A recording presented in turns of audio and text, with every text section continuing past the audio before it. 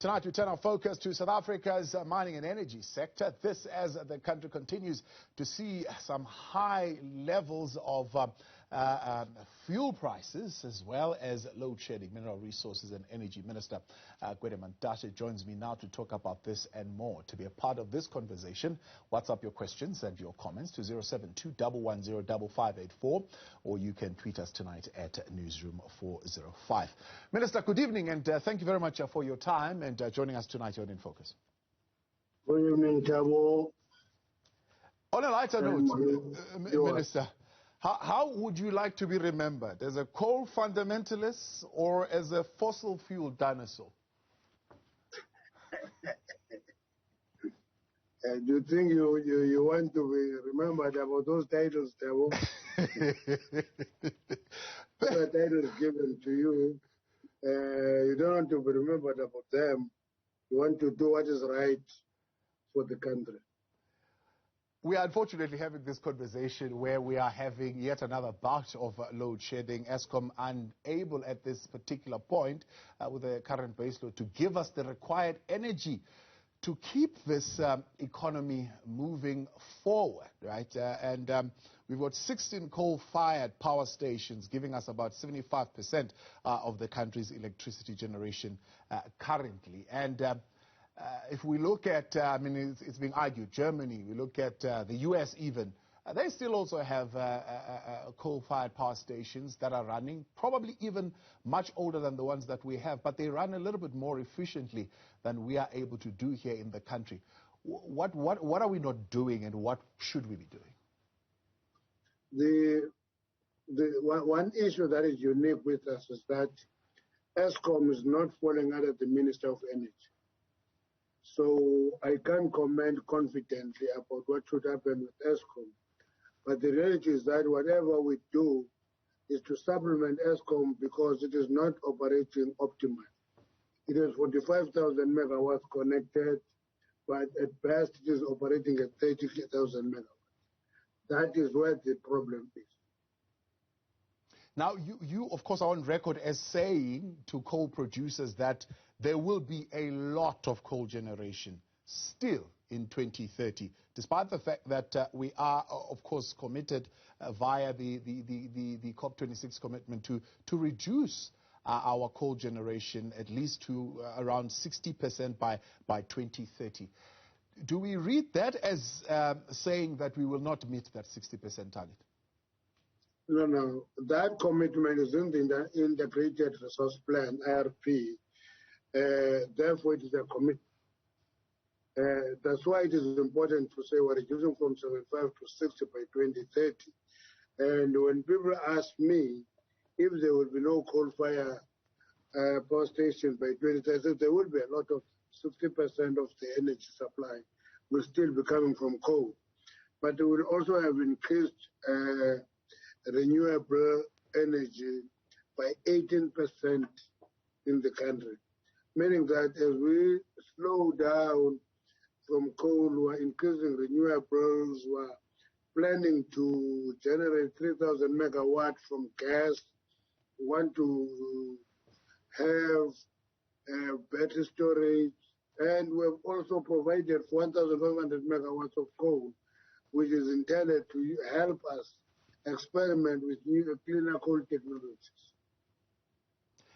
How do we plan to get there, Minister? Right, you've got a situation where currently Eskom is trying to move to renewables. I know you say you can't speak much about Eskom, but you are speaking, for example, of cleaner coal, right? And the CEO of Eskom, Andre Director, is on record as saying that the process, for example, of carbon dioxide capture would need a lot of financial resources, large geological structure to be built to ensure that carbon dioxide is captured, is stored, and it doesn't escape. And he says, for example, the transportation of the emission and where it goes and how you dispose of it is also going to be quite costly. Money that we currently don't have at Eskom because we are dealing with debt and all sorts of things. So how do we get there?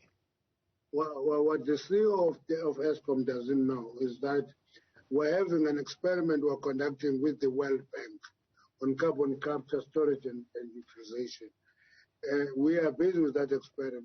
Our team went to see in the US and they went to Japan to see where the carbon capture, storage, and use is actually operational. We're hoping that we can make a breakthrough. That's why we've made minimum allowance for coal to continue with that kind of experiment. And it still does not answer that question, Minister, of how is it going to be funded? What is nice about generation, whether it is renewables or nuclear or gas, we issue something called a request for proposals, and then that tests the market. And people make proposals, and half the time they don't want state to fund them. They want to fund those projects and supply energy. And we're doing well on that on the side of the bid windows. We've just completed bid window 5. We're about to close, maybe have financial closure on it, and we'll go to bid window 6. Both of them generating 2,600 megawatts each, and therefore 520 megawatts are likely to be on the transmission within a reasonable time. And that would mean still, though, we are still pretty much relying a whole lot on coal, which is probably one of the paramount realities that you raise around the use of coal in South Africa, saying we've got a large resource of this mineral. We depend on it for our base load. And you also say it brings massive revenue and massive employment to thousands of people in the country. In a sense, meaning that looking into the future or looking ahead as far as our climate commitments and obligations are concerned, you are still convinced that we are not, as a country, going to get rid of coal? Many countries that say they're getting rid of coal are actually increasing demand for coal. China has had a record demand of coal in 2021. India has increased sharp. Indonesia has gone up sharp.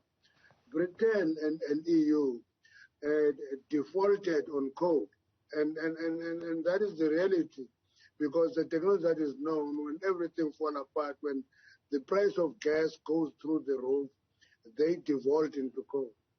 So coal is there, they will default on it for some time. In terms of the research by International Energy Association, will continue increasing the demand of coal until 2024. And they are researching what will happen beyond 2024. So I think our preoccupation is closing coal power stations. It's a wrong preoccupation. Our preoccupation should be on balancing our journey from high carbon emission to low carbon emission. Explain that to me. I find that you said something quite interesting. You say the debate should be about a transition from high carbon emission to low carbon emission, not about moving from coal to renewables. What's the difference? Yeah, when you go to coal and put all your head on coal, you polarize the debate on energy. And half the time it is a debate about coal and renewables. And all other technologies are ignored. Instead of trying to work for a balance among these technologies, you force yourself to talk about coal and renewables, and that's it. It's a wrong preoccupation. Let's navigate this transition carefully, step by step, and we must be reasonable, because as we move to cleaner technology and reduce the carbon emission, we must not ignore the importance of energy poverty, and therefore ignore the fact that there must be security of energy supply as we move to cleaner energy supply. So balancing those two is quite important, because if you lose one, you focus on one, you are going to collapse the sector. Are we hastening to get into agreements, for example, like COP26, or even talking about possibly considering taking some of the pledges that come from there, 131 billion rands, for example. And then when we get to the country, we find that our economic objectives and maybe our policy objectives as well are not aligned to the kind of requirements that those pledges would require us to do in the country. What I've loved is that that pledge is accepted, that is a pledge, and South Africa should talk to it and begin to assess out of 131 billion rand, how much is a grant, how much is consensual funding, how much is a normal loan, as we get into it and direct it to our programs. Therefore, those pledges are not, there's nothing wrong with them. There's nothing that should be considered a program for the country that helps us navigate through the journey and the transition from high carbon emission to low carbon emission. You know, one of the, for example, we talk of net zero by 2050, many countries. China said 2016, they say 2070. That net zero doesn't mean no coal. It talks of a level that is acceptable of carbon emissions. And you're arguing that we are a level below that of China and India, and so therefore we should not be rushing ourselves into targets, for example, that Europe has set for itself. What is nice about China and India, and to a lesser extent Australia, is that they are realistic about the demands of their economy. They are not in a beauty contest where they want to be praised. They say, no, in terms of our capability, we're not going to be able to be net zero by 2050. And we're committing to 2060. And India say 2070, which talks to their realities. It doesn't talk to the pressures that are on them. Sometimes we talk to the pressures on us. And it talks to the kind of unsettlement of a country where a smaller economy is pressured by big economies to actually respond to the reality on the basis of what big economies demand on them. You become a conduit of big economic ideas. You don't get space to think through and apply your mind to the challenges facing you as an economy. Now, challenges facing us, you're saying this would, in a sense, result in costlier electricity, fewer jobs, and damage to the economy. Let's deal with the first one, costlier electricity. In your announcement of bid window 5, you said, in fact, both, I think you said wind and solar are actually now cheaper. You said around 40 cents, or on the other side of 40 cents, maybe even 49 cents per unit, respectively, on both of them. So, in a sense, you're saying they are also as cheap now as nuclear. Where does the cost of electricity come in? Nuclear is actually providing us electricity at 40 cents a unit. The latest bid for window 5 gave us 47. And what is avoided in the debate, because it is polarized, we don't want to accept reality, is that Eskom still takes bid window 1, which is R5.24, and it is still taking bid window 2, which is 2.94, and bid window 3, which is 1.74, and take bid window 4, which is 1.07, but sells that electricity at 89 cents. That reality is not debated.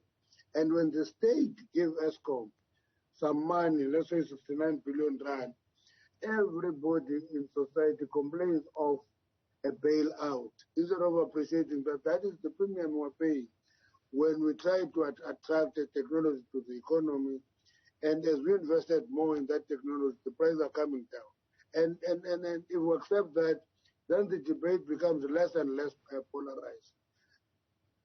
We'll come back to that in a moment, Minister. Let's take a break. We've got questions for Minister of Mineral Resources and Energy, Gwede Mantashe. Our conversation with Energy Minister Gwede Mantashe on the future of the energy sector.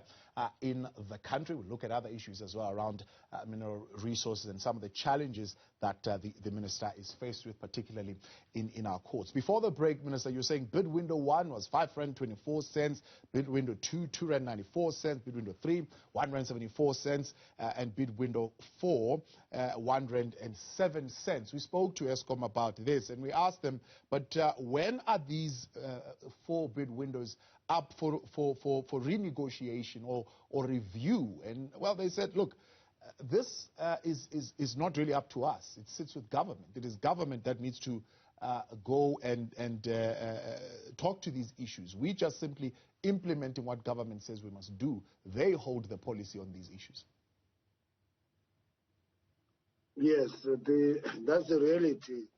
And that reality is important for some of us because the first bid window that I granted was bid window 5. It's at 47 cents. And I can tell you that some of the offers are lower than that. That's an average price. And we're hoping that bid window 6 can remain around that price. But especially say we'll actually struggle to maintain that price. So the quicker we move, the better for us, because my accounting was taught to me by a man called Mikoba teaching David Copperfield that if your income is 20 pounds and your expense is 20 pounds or 6 pence, the result is misery. And if your income is 20 pounds and you spend 19 pounds or 6 pence, the result is happiness. So the state will be forced to pay that bailout to Eskom because it is a subsidy for a technology that the state attracted to the economy. So you are saying then the argument that is being raised by Eskom at NERSA does not necessarily hold water, because you as government will subsidize that. And they are saying, well, we want the 20% increase because much of it is because of the cost of renewables. They are too pricey. No, the issue is that Eskom asked for 15% price increase last year. When NERSA refused and brought it to 8%, they took them to court and won the case.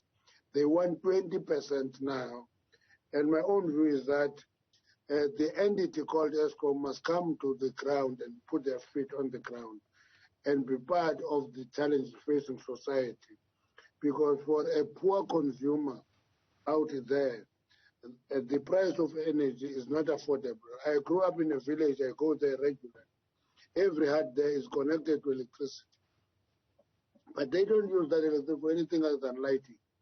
And still go and look for wood, coal, paraffin to cook and space heating because the price is high. Until Eskom become part of that debate and appreciate the importance of that debate, we're going to struggle. Now, the other issue then, issue of fewer jobs. Again, Eskom's CEO argues that, for example, if we look at the manufacturing of renewable energy components, that has a possibility of generating close to 3,000 jobs. And you're saying if we go to renewable, or at least if we shut down the mines, we will be seeing fewer jobs. And of course, the lobbyists are all arguing that the minister is not awakened to the fact that there will be newer jobs that are created, and the world of employment is changing, and that's what a just transition should actually entail, upskilling people to newer skills so that they could occupy better jobs. The difference between me and lobbyists is that I do things practical. You see, last year we had an energy summit in Cape Town, which was mainly wind and PV. And I went to almost every stall there, and they all accepted that they are importing components of their wind farms and solar panels, all of them, without exception. Then they began to justify that in many ways. That's not the issue. So, unfortunately, jobs you can't imagine.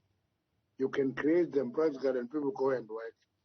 But if you say, yes, we're importing until we create something new and we start manufacturing here, we'll have jobs. That 130,000 jobs is imagined. It's not real. And I took a visit to one wind farm and discovered full-time employees in that farm are 5. And I still ask the question, where will this 330,000 jobs come from? Nobody has given me concrete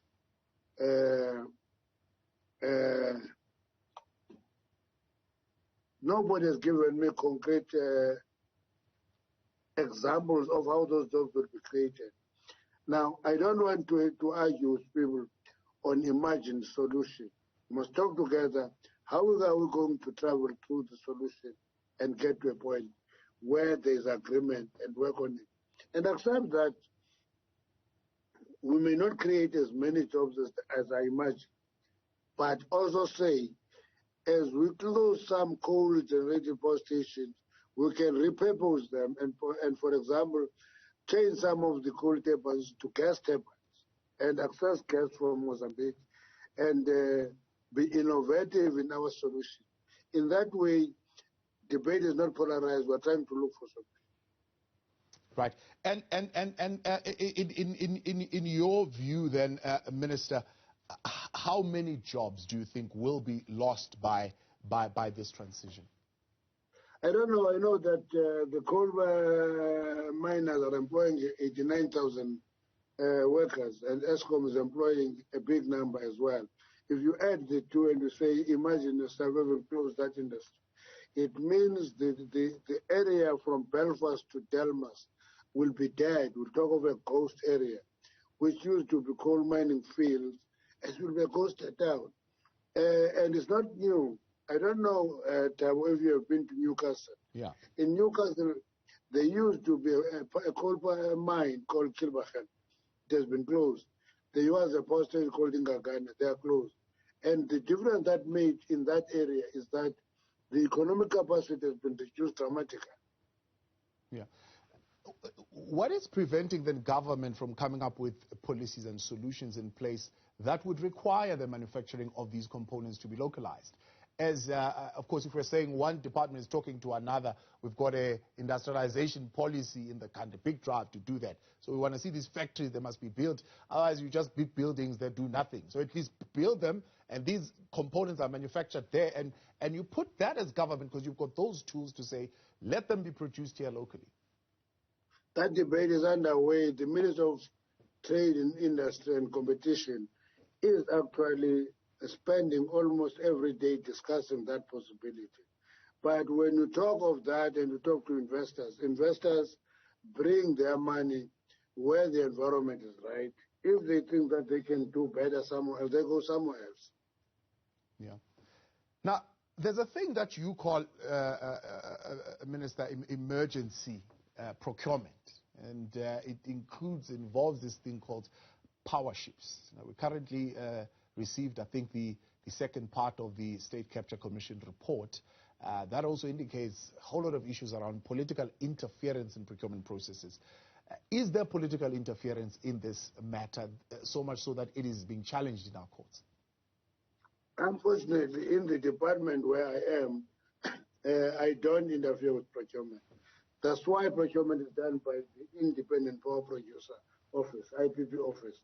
I don't come close. I don't smell it. I don't know the formula. They do that.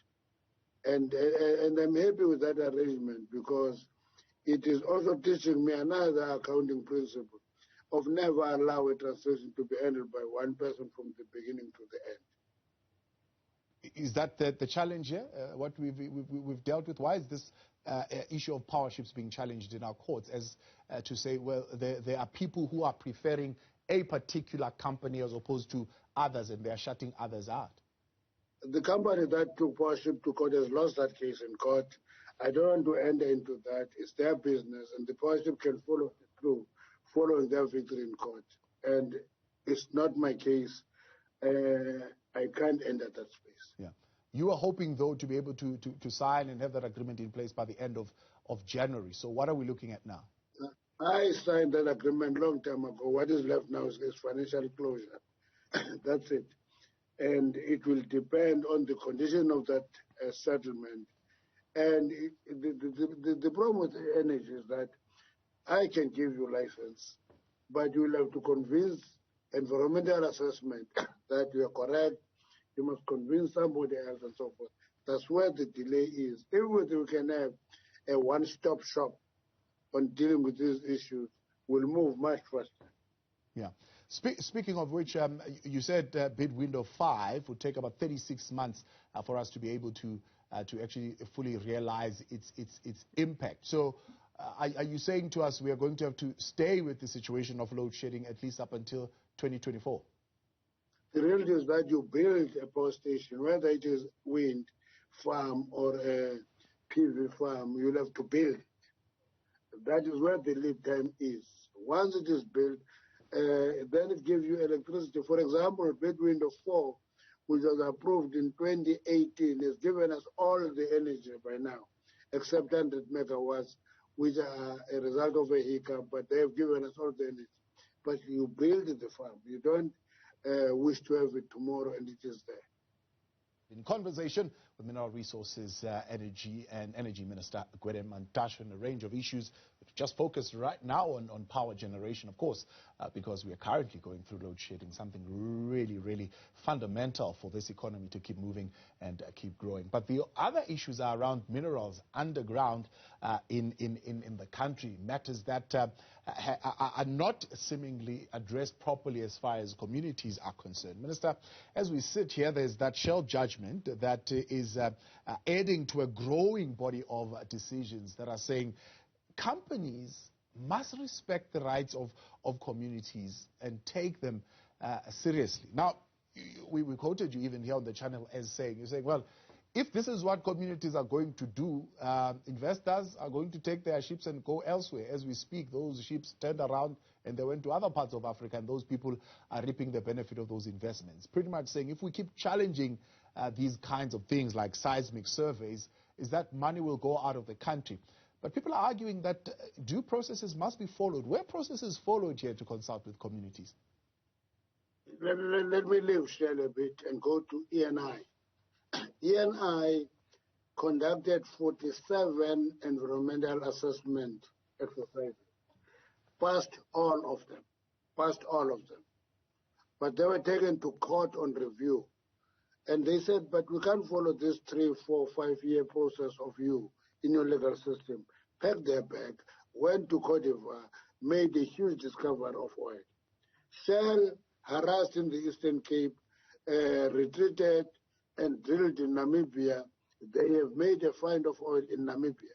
So if we are harassing people even before they start exploration, they're still testing if there is a deposit. It means we don't want to move to that direction. And therefore, we're going to talk of investment that is not going to materialize, because investors are not human rights activists. They put their money, they want to do business and comply with the regulation. But if we review every decision and therefore have no investment, we'll just have no investment, simple.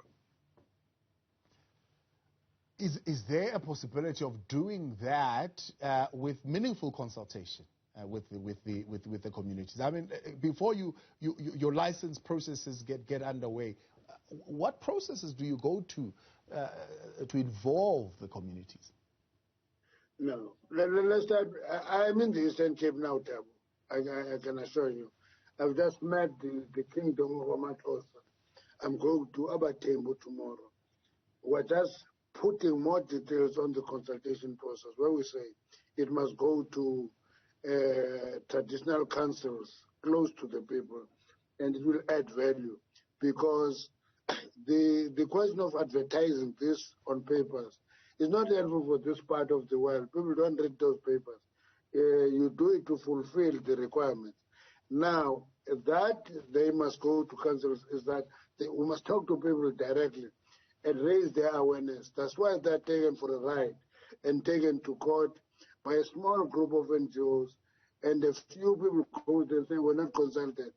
And we must close that weakness by consulting directly with the people physically. And in your view, you still believe that that seismic survey would not have violated or even brought harm to the people of the Eastern Cape? Seismic survey is not drilling. So people talked about blasting and many things. It is not. It is a survey that tags if there is a deposit. Only when there is a deposit will we talk of drilling. And if we start doing the drilling, we'll have a discovery as we did with Total. And then because Total is seeing upstream business being attacked, they are reluctant to move fast into production. And those are the consequences of a country whose rules are actually not making it easy to do business in that country. Yeah. Then the big issue then also around these projects is the community benefit, or even maybe the transformation imperative within these projects. Many are saying there is no clear display of how the communities, for example, will benefit. These are just multinationals that are coming to the country. They're just going to extract value from the country, and it will really do nothing for the communities. But the reality is that people, Thabo, like you, must read these policies. Because if you don't read this policy, you're not going to be able to educate communities. Take the MPRD.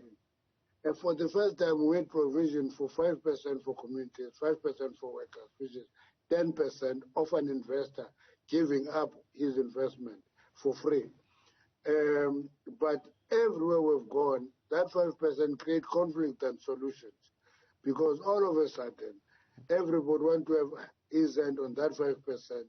It is difficult to set up community trust which work efficiently and effectively. And that is a problem. And it's a challenge that we'll have to correct with the march of time. We're patient with it. We're talking to communities everywhere. Now, the other issue, while we are still on issues of digging underground and resolving matters of what is going on underground, the matter of Lily Mine, Minister, when is that issue going to be resolved? With the powers that you have as a policymaker and as the minister, the power that you have around the license and so on and so forth, why are you unable to force that company to hand over the mine to people who are prepared to actually go down and retrieve those bodies? I don't know who are those people who are prepared to go down and retrieve those bodies. I don't know them, except people who are just wanting to get a political milestone on it. That case has come out of court now. That company that was blocking everybody, which was the original owner, has been ruled against by court. The new investors will take over Lily Mine, were systematic about it. They understand that one of the issues that they should do to take up that box out of underground as part of investing in Lily Mine. We are working on that. We are systematic about it. We are not driving around with it, because it is a private company that caused that accident. It's not the state. And I always tell people that my long involvement with mining is that I've seen disasters in the industry. For example, no state was called upon to deal with the 177 mine workers killed in Kinross in one day. And no state was called upon to deal with 94 workers that were killed in Valrops in one day, or 52 workers in St. Helena. We'll work with those investors. We'll take that container out and continue mining Lily Mine. Let's talk transformation then, Minister. What have you achieved? What's the climate of the financial deals within the mining sector? How many of those are going to black companies? I know when you were announcing bid window 5, in fact, you were talking, for example, of exceeding targets. You said your target was 40% black owned. You went to 49%, I think, on one of them, other solar or other wind, and the other one was just above 30%. What's happening in the mining space? Yesterday, I was having a meeting with coal producers. Somebody was asking me that same question. I invited him to that meeting. And that person came to that meeting. And I say, before we talk numbers, just look at the complexion of the audience of coal producers. Number of young black owners of coal producing people in the room. For example, you have a major coal supplier of Eskom called Seriti, is a black company. You will have Zaro, which is owned 82% black-owned is actually visible. You will find that managers, not less than 50% of managers in the mining industry are black. So all these are progresses. We quantify progresses, we make it. For example, in this last term, 3 CEOs of major listed companies are women. 2 of them, third one was Afrikaner. And every time I talk to Afrikaners, I say to them, you see, we have produced not only Afrikaner CEOs, we've produced a female CEO. In 40 years that the Nationalist Party were in power, they never produced a single Afrikaner CEO in mining. So black CEOs are galore, and they are running the industry.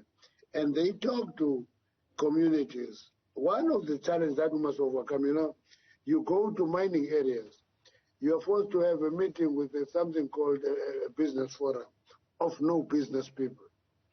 A business forum of no business people, where individuals want to benefit and cash quick on the development. And we must actually be strict in avoiding that, because it doesn't increase the outlook of the industry, it actually dents it. So in other words, we have a responsibility to drive transformation. Communities have a drive to ensure that their benefits are not stolen by few who come as community representative, and in a few weeks' time they drive Mercedes-Benz and nothing accrues to the community. How do we ensure that that kind of transformation is really broad-based, right? Because, I mean, for example, you mentioned certain players that when you look are involved in more than just one project. And then we'll get to a point where, once again, they're saying, well, it's the usual players. Whenever these deals are announced, it's not filtering down, it's not far-reaching, it's not broad enough to introduce new faces into the space. Thabo, there are more young professionals who are running mines, particularly in the collieries. That's why I'm jealous of that sector. It has led the transformation, followed by manganese. We're working on that. Young people are getting there. It's not few individuals. But what I also raise with people, and I want you to raise that as an academic, intellectual discussion. We move from BE to BBBEE. And they say the BBBEE concept is a myth, because it has assumed that there will be a village of business people. Nowhere in the world have you seen that. Business people are fewer in society, but benefits accrue to the broader society. All right, I hear you, Minister. We'll come back in a moment and wrap up the conversation. A number of your questions coming through tonight. We'll try and get to them so that the Minister can respond to them quickly. Minister, let's just get to this before we run out of time. What's the situation with you and Peter Becker? You're being sued for having gotten rid of or suspending him from the National Nuclear Regulator Board. What are you fighting about? We're not fighting. All I'm saying, I'm giving Mr.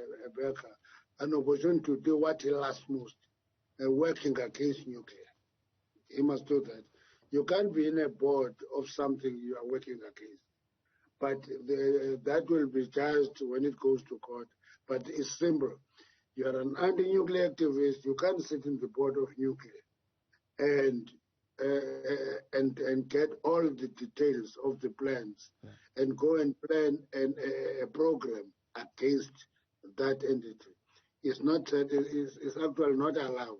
You can go to various codes of ethics in business. It's not allowed, but courts will actually give the judgment on that. But are you not, Minister, trying to mute a voice that is critical in the work of the regulator, that voice of a member representing communities, right, who potentially could be harmed if things are not going right? No, communities have a right to send somebody else. But you see, look at this time. We go to a board meeting, we take decision. Tomorrow you lead a march against that decision. How does it look for a board member leading that march against that decision, which is his decision in the board? Just look at that and say, what is fair? But if the courts say we must take him back, well, But to me, it's a serious conflict of interest. We are actually opening up that voice so that that voice is free to march on us every day, rather than going to the board and then march and go to the board and march.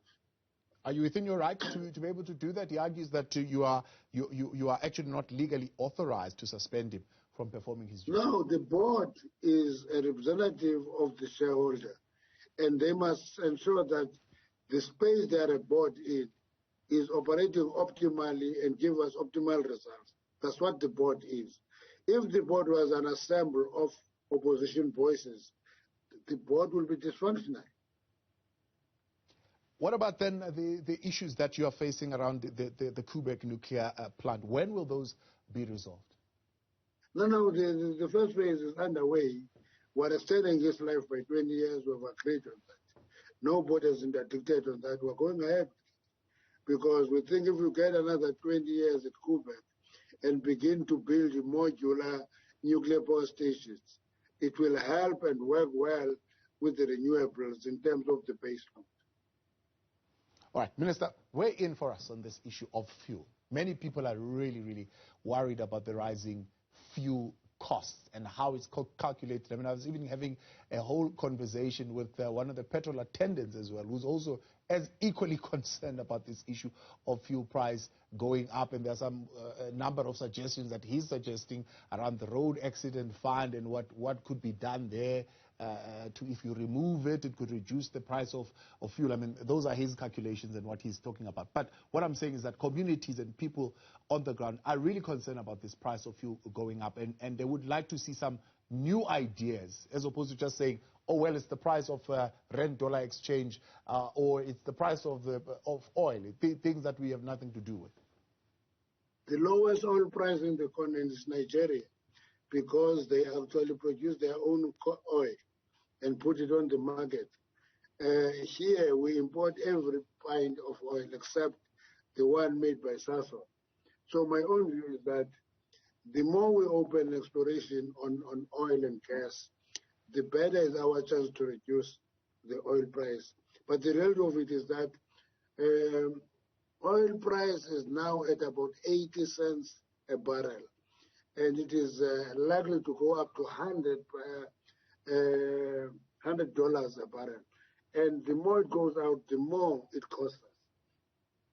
So everything else is determined by that, and our rand is in the open market, is doing well against the dollar, and that costs the price. My own view is that the lasting solution is to produce our own oil, and if we're stopped from doing that, we're delaying a more lasting and sustainable solution.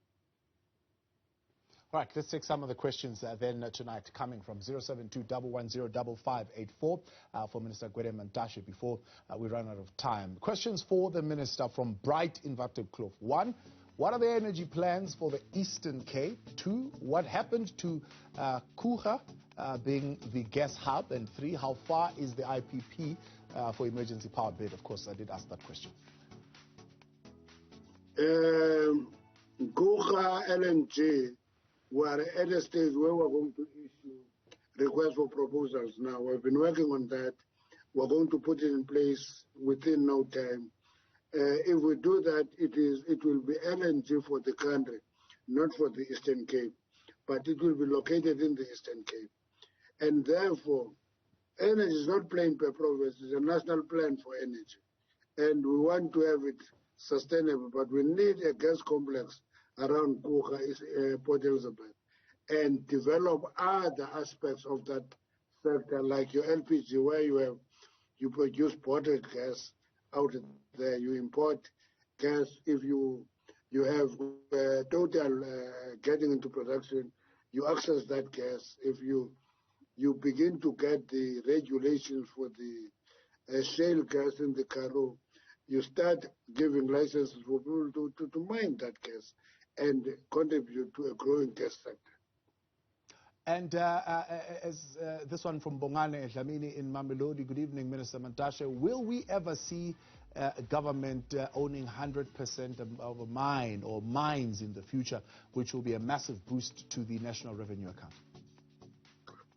Sometimes that is again imagined, You see, the Chinese have used almost all their state-owned enterprises and allowed partnership with the private sector. They're doing much better. We try to own them. They're not performing. What do you do when they're not performing? ESCOM is 100% owned by the state, is in trouble. Transnet is 100% owned by the state, we're in trouble. Denel is 100% owned by the state, we're in trouble. Partnering and actually crowd in capital into an entity is not an ideological issue, it's a pragmatic issue where you want to get results. Angelo saying, can the minister please answer why the financial closure of renewable energy was shifted from January 2022 to March 2022, while the country itself faces an electricity crisis? And Babalwa in Milnerton said, the energy crisis is another pandemic in South Africa. These price increases are putting a huge strain on people's finances because salaries are not increasing as resources and standards of living in general increase. The moving of the closure of the renewable emergency, is it the emergency procurement? Yes, if you take a project to court, you delay that project. We can take a shortcut, kill it by taking it to court, or become fair and allow us to go to court. The fact that that case is now closed, we can talk fairness. Because justice is not just closing what we don't like, is to give people an opportunity to participate in the economic activity of the country, their citizens. Finally, Minister, something maybe related but completely unrelated. Your testimony at the Commission of Inquiry flagged to some extent around the appointment of Gama. You were concerned at all your name coming up quite prominently there within that report? I was Secretary General. I did many things, but where the Commission report is wrong is to make me part of the deployment committee, which I was not. And you'll find many flaws in it. We'll have to review those aspects so that facts are straight. And with Gama, we're asking a STEM question. Hindsight is an exact science, Thabo.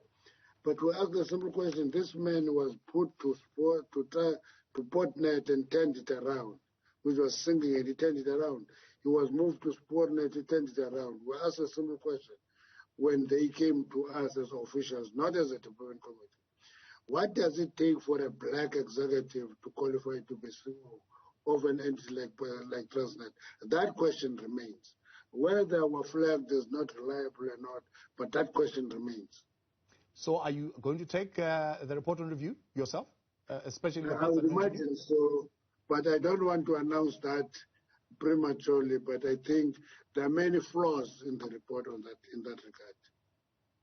Minister, we appreciate your time and thank you very much for spending it with us here this evening on In Focus. That's Minister of Mineral Resources and Energy, Minister Gwede Mantashe, there highlighting some of the issues that pertain to energy in the country, most importantly, and bid window 5 already in progress, and hoping that bid window 6 also will be coming on board pretty soon. These are issues that he says are quite paramount, particularly in assisting ESCOM with energy. However, committed still to coal in the country, because he says this will be devastating for many as far as employment is concerned, and saying that the target is to reduce emissions from high carbon emissions to low carbon emissions, not necessarily to move from coal to renewables, but still committed to that target that is in the IRP for 2019 to reduce the carbon emissions to, or rather the use there to 60% by 2030.